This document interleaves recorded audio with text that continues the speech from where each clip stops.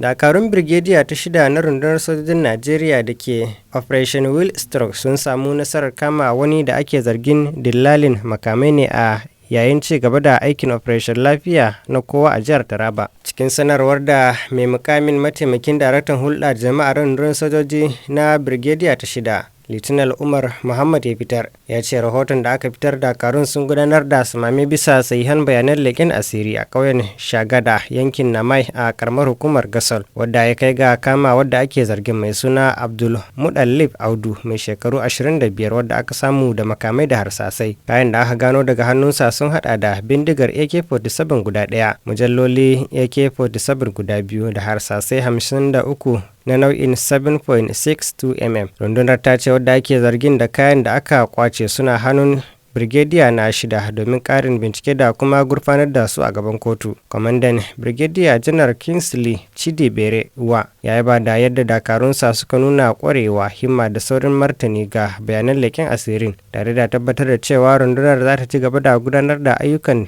yaƙi da ta'addanci da take yi a yankin na Taraba. Janar Uwa ya kuma roƙi jama'a da su gaba da bayar da sahihan bayanai cikin lokaci ga hukumomin tsaro domin taimaka musu wajen rushe hanyoyin aikata laifuka da tabbatar da zaman lafiya mai ɗorewa a jihar.